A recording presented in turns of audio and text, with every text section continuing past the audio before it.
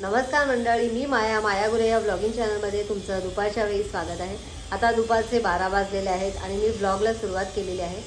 आणि आज वार आहे बुधवार आणि आज आहे महाशिवरात्र. तुम्हा सगळ्यांना महाशिवरात्रीच्या खूप खूप हार्दिक शुभेच्छा. आज महाशिवरात्री असल्यामुळे घरामध्ये सगळ्यांचा उपवास आहे. महेश यांना सकाळीच साबुदाण्याची खिचडी केली होती आणि तीच त्यांना डब्यात दिलेली आहे. आणि आज वेदांत आणि केतकीला सुट्टी आहे, त्यामुळे ते दोघंही घरी आहेत. आणि आता वेदांत फ्रूट खातोय. इथे वेदांत बसलेला आहे डाळिंब खात. सुरुवातीला आता फळं खाणार आहेत आणि नंतर दुपारी वेदांत खाणार आहे ना खिचडी. तर आता खिचडी करायची आहे सगळ्यांसाठी. आणि इथे 3 डाळिंब सोलले, त्यानंतर एवढं बाउलमध्ये झालेलं आहे. खूप वेळ लागतो डाळिंब काढायला, आहे ना वेदांत? खूप मेहनत लागते. डाळिंब खायला मेहनत खूप लागते. आणि केतकीबाई आमच्या सकाळी पप्पांना थोडीशी खिचडी केली होती, त्यातली उरलेली आहे, ती खाते. भूक लागली? दही आहे ना, फ्रीजमध्ये ठेवलंय बघ. तर आता साबुदाण्याची खिचडी फोडणी टाकते आणि नंतर मग देवाला नैवेद्य दाखवते आणि मग मी आणि वेदांत खिचडी खाऊन घेतो. तर चला. तर आता मी साबुदाण्याची खिचडी करते आणि या साबुदाण्यामध्ये मी शेंगदाण्याचा कूट ऑलरेडी घातलेला आहे. तर आता फोडणी टाकते. सुरुवातीला मी तूप घालते. 2 मोठे चमचे तूप घालणार आहे.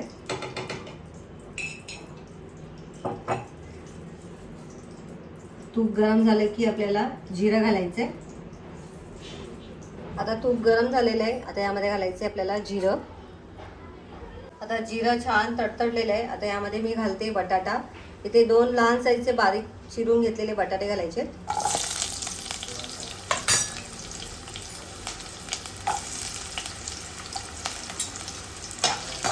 आणि आता हे बटाटे तुपावरती भाजून घ्यायचे, म्हणजे याचा जो कच्चेपणा आहे तो निघून जाईल.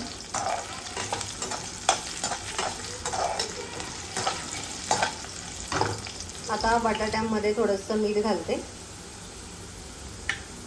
म्हणजे बटाट्यांना पण थोडंसं मीठ लागले की खाताना छान लागतात बटाटे. आणि आता बटाटे छान तळले गेलेले आहेत. अजून 1 मिनिटभर परतून घ्यायचं, म्हणजे बटाटा जो आहे तो शिजला जातो. तर अजून बटाटा शिजलेला नाही आहे. बटाटा 1 मिनिटभर मी वाफून घेते, याला झाकून ठेवते. तर आता हे छान वाफ गेलेली आहे.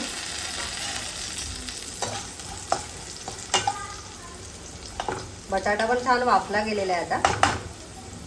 आता यामध्ये मी हिरवी मिरची वाटून घेतलेली आहे, त्याची पेस्ट टाकते.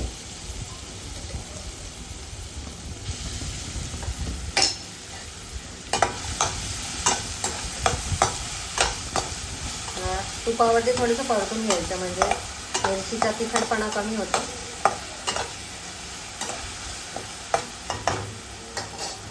आणि आता यामध्ये आपल्याला साबुदाणा घालायचा आहे. तर या साबुदाण्यामध्ये मी शेंगदाण्याचा कूट ऑलरेडी घातलेला आहे. तर शेंगदाण्याचा कूट तुम्ही तुमच्या आवडीनुसार घालू शकता.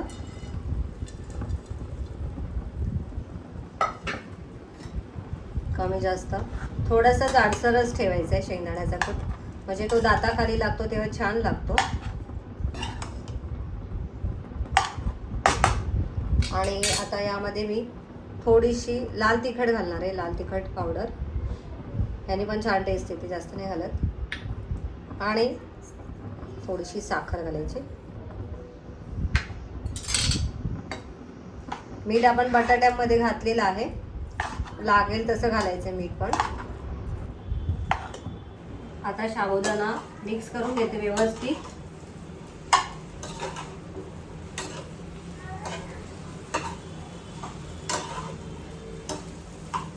तुपामुळे मस्त सुगंध सुटलेला आहे.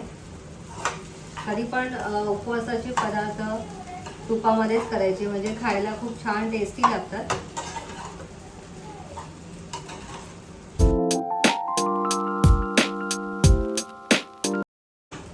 हे मिक्स केलेलं आहे.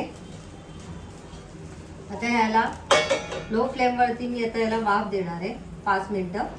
आणि आता मी इथे गॅसवरती कढईत तेल ओतलेलं आहे त्यामध्ये आता मी साबुदाणा बटाटा चकली तळून घेते. साईडला इथे साबुदाणा आपला वाफला जातोय, तर तोपर्यंत मी इथे चकल्या तळून घेते.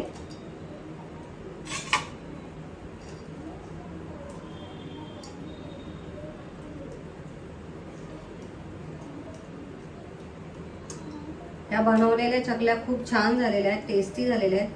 तर तुम्ही सुद्धा अशा पद्धतीने या चकल्या करून बघा. घरामध्ये सगळ्यांना आवडलेल्या आहेत. छान फुलतायत. तर इथे तुम्ही बघू शकता मस्त अशा या चकल्या फुलतायत.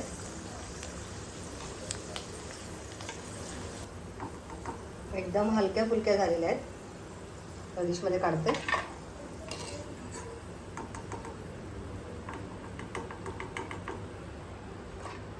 तर इथे मी चकल्या तळून घेतलेल्या आहे.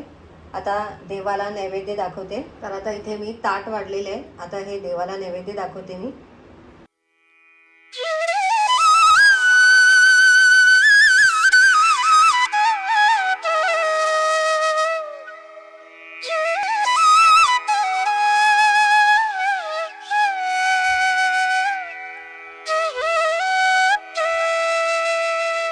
तर आता आम्ही तिघही खायला बसलेलो आहोत.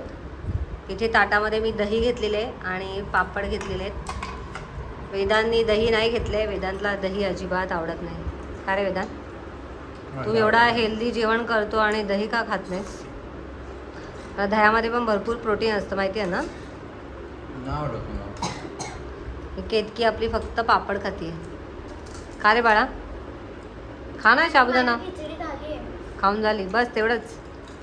परत भूक लागल्यावर खाणार का? दिवसभर आता उपवासाचंच खायचं आहे. तर चला आता आम्ही सुद्धा खाऊन घेतो. तर आता आम्ही निघालो आहे विद्यापीठ मंदिरामध्ये, जे की बदलापूरमधलं जुनं शंकराचं मंदिर आहे. तर आता आम्ही तिघं निघतोय. काय झालं? ठीक आहे. तर आता आम्ही आलेलो आहोत.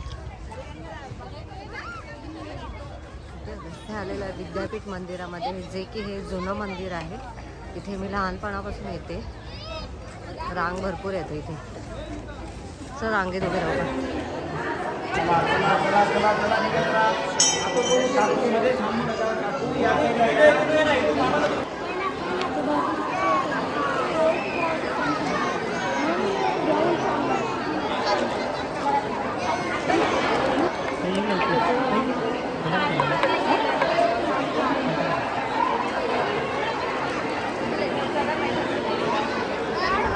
तर इथे मंदिराच्या परिसरामध्येच भगवान शिवाचे 12 ज्योतिर्लिंग आहेत.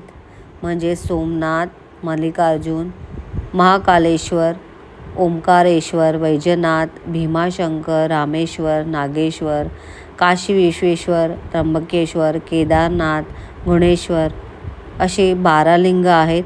तर यांच्या दर्शनासाठी पण खूप मोठी रांग होती, परंतु आम्ही लांबूनच यांचे दर्शन घेतले, कारण बराच वेळ झाला असता.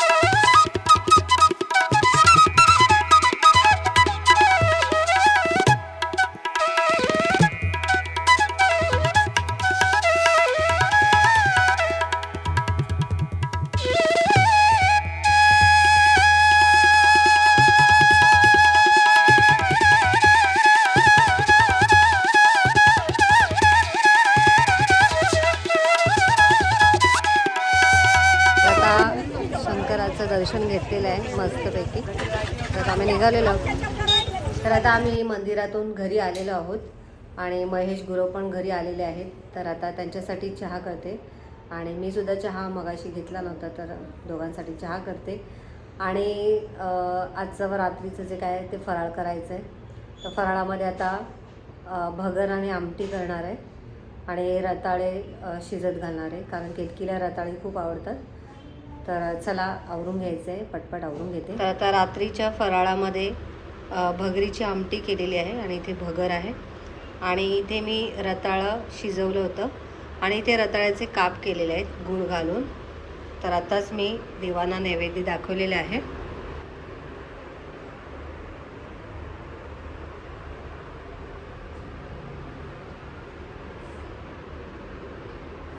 तर आता आमचं फराळ वगैरे खाऊन झालेला आहे आणि आमचा टी व्ही जो आहे तो दुरुस्त करायला दिलेला आहे. आजच आले ते आणि आता शनिवारी आम्हाला आमचा टी व्ही दुरुस्त करून मिळेल असं त्यांनी सांगितलेलं आहे. बघू आता. तर आता आम्ही गप्पा मारत बसलेलो आहे सगळे. की तू उद्या तुझी शाळा आहे, उद्या पण सुट्टी, 10th एक्झाम म्हणून. वेदांत ऑफिसला जाणार उद्या? जाणार ना? तब्येत ठीक आहे ना आता? गोळ्या खा आता. किचनमध्ये ठेवले, किचनमध्ये. तर आजचा व्हिडिओ मी इथेच एंड करते. आजचा व्हिडिओ तुम्हाला आवडला असेल तर व्हिडिओला लाईक करा, शेअर करा.